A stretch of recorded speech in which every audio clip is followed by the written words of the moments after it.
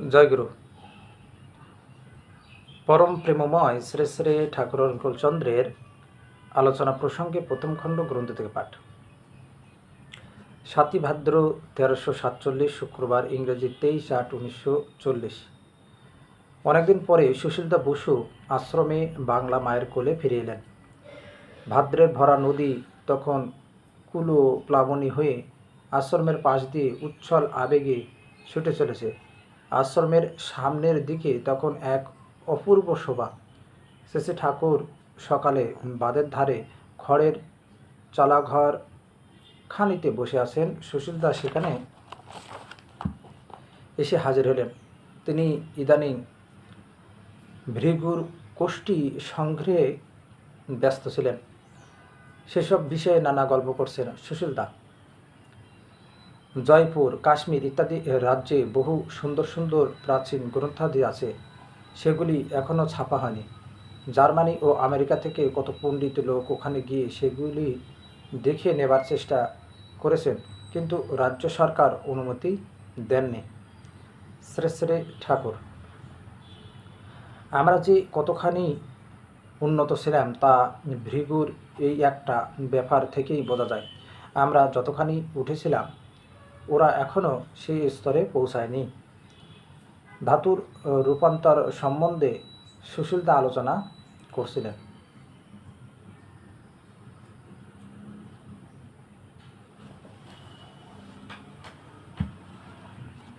Shri Shri Thakur: principal, নিয়মটা ভালোভাবে না জানলে ট্যাকেল পরিচালনা করা মুশকিল। পুনর্জন্ম সম্বন্ধে কথা উঠল। শ্রী শ্রী ঠাকুর: আমার মনে হয় মানুষ যে দশায় মারা যায় সেই দশাতে, অর্থাৎ সেই গোচর ফলে জন্মে। একজনের জন্মলগ্ন থেকে সেইটে রিভার্ট করে উল্টিয়ে তার পূর্বজন্ম জানা যেতে পারে। কোনো পয়েন্ট জায়গা থেকে রিভার্ট করতে উল্টাতে হবে, সেটা ঠিকভাবে বুঝতে হবে। গোপাল একবার আমাকে বলেছিলেন, আপনারটা উল্টিয়ে রামকৃষ্ণদেবের জীবন হয়, সেটার পেছনে বুদ্ধদেবকে পাওয়া যায়, ইত্যাদি। আমি তখন ওকে বারণ করলাম, বললাম এমনতর কথা বলতে নেই। ফলকথা লগ্নটা যেন সূর্যের মতো ওঠে। একই স্থানে অবিকল একই লগ্নে দুই ব্যক্তি জন্মগ্রহণ করতে পারে না।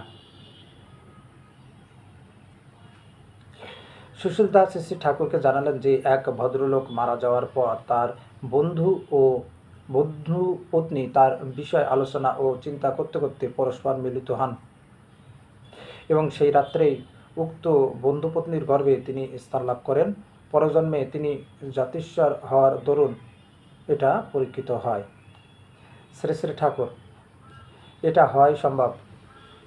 এই জন্যই শাস্ত্রে আছে, স্বামী স্ত্রী যেখানে নির্জনে থাকে সেখানে যেন অন্য রকমের ইম্পালস ছাড়া না থাকে, তাতে একটা সোল ইন হওয়ার, আত্মা গর্ভে স্থান লাভ করার পক্ষে ব্যাঘাত হতে পারে।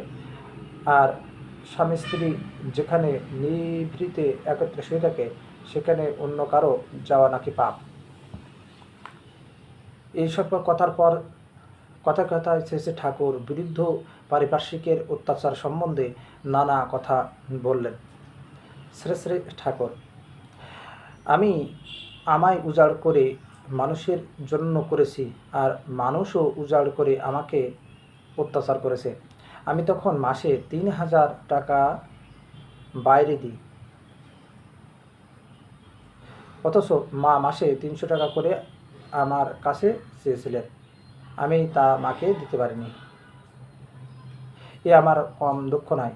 অভাবের তাড়নায় মা শেষটা আপনাদের কাছে হাত পাততে বাধ্য হতেন, আর আমি যাদের দিয়েছি তারা সেটা দান বলে ভাবেনি, দাবি বলে ধরে নিয়েছে।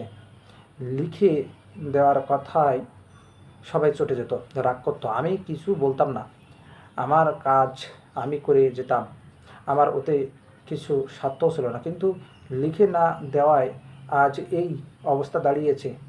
আমার কাছ থেকে নিয়ে ধুয়ে আজ আমার উপর যারা এমন অকথ্য অত্যাচার করছে, তাতে যদি তাদের খানিকটা ভালো হতো, তাও খানিকটা সান্ত্বনা ছিল। কিন্তু এতে করে তারা নিজের ক্ষতি করছে যেসব চাইতে বেশি, সেই আমার মস্ত আফসোস।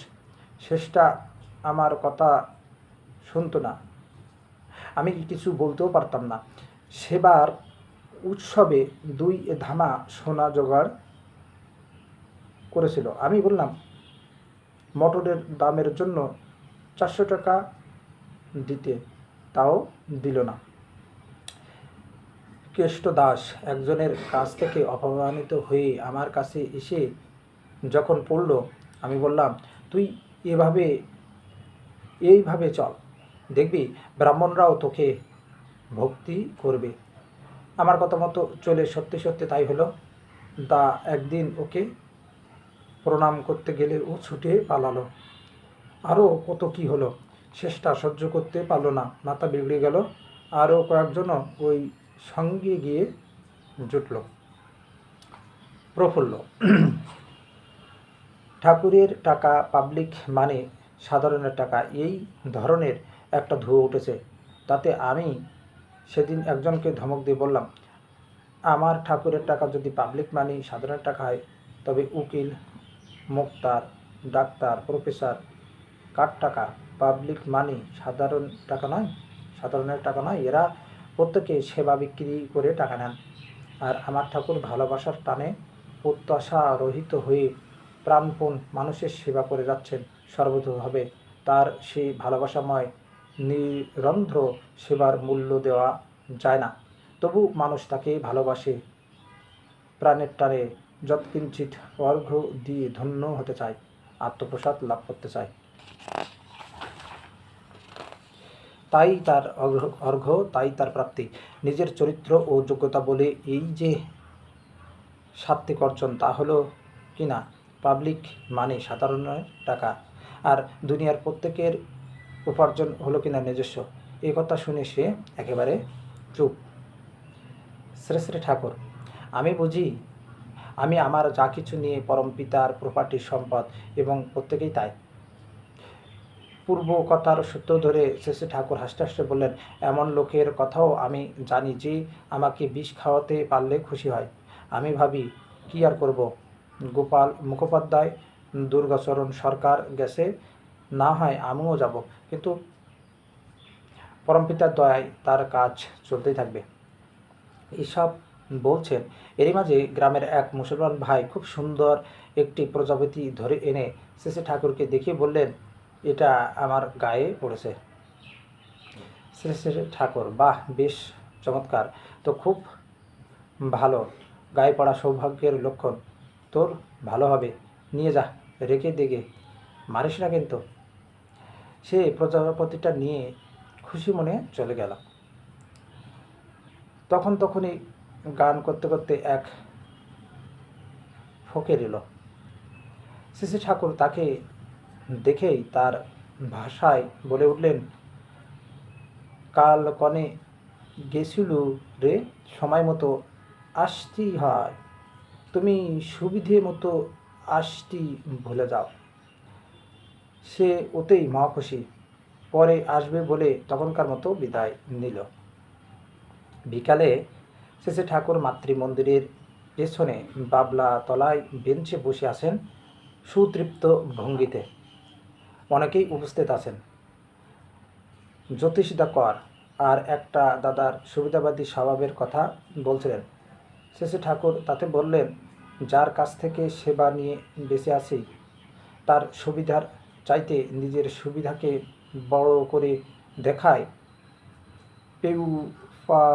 পেউপিরিজম এর দারিদ্র ব্যাধির লক্ষণ। যে এই রকম করে, তার কনসেপশন, ধারণা যতই বিগ বড় হোক না কেন, সে পেউপিয়ার, দারিদ্র ব্যাধিগ্রস্ত নিশ্চয়।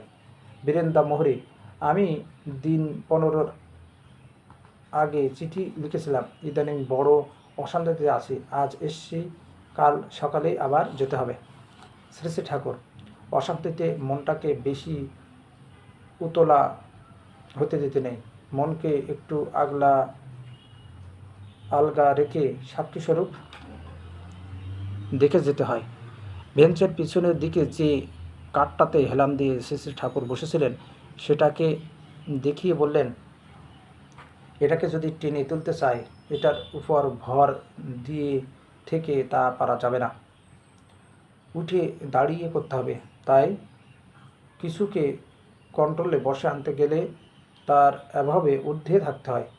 তারপর কাজল ভাই সম্বন্ধে কথা উঠল।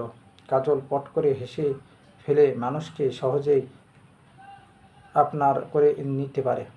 শেষে ঠাকুর, এ আপনার করে নেওয়ার ক্ষমতা বামনাই ক্ষমতা। রাত্রে শ্রেষ্ঠ ঠাকুর বাইরে চকিতে শুয়ে আছেন। কতিপয় দাদা ও মায়েরা উপস্থিত। দূরে আলোর কাছে একটা কুকুর ফড়িং ধরছিল। আবার ফড়িংগুলি যখন তার গায়ে এসে লাগছিল সে চমকে লাফিয়ে উঠছিল। কেউ তা লক্ষ্য করেনি, কিন্তু তা শেষে ঠাকুরের চোখ এড়ায়নি। তিনি দূর থেকে দেখছেন আর একটু একটু হাঁটছেন। হঠাৎ বললেন, দেখ ব্যাপার, কুকুরটা পোকা ধরতে যাচ্ছে, অথচ পোকা গায়ে পড়লে কেমন করছে। তারপর শ্রী ঠাকুর রহস্যস্থলে সহস্য বদনে গল্প করতে লাগলেন। একবার একদল বিড়াল পেরির বিরুদ্ধে কনস্পিরেসি ষড়যন্ত্র করেছিল।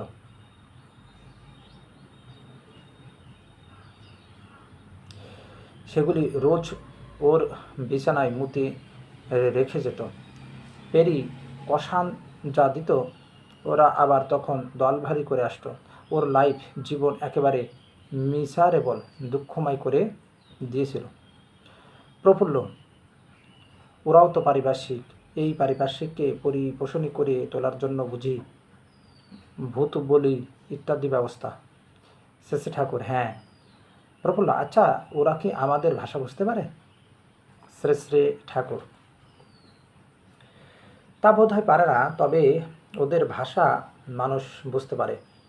তক্ষশিলায় এটা নাকি একটা সাবজেক্ট, শিক্ষণীয় বিষয় ছিল। এরপর শেষে ঠাকুরের কাছে কাগজ পড়া হলো এবং যুদ্ধ সম্পর্কে আলোচনাতেই চলতে লাগলো। জয়গুরু।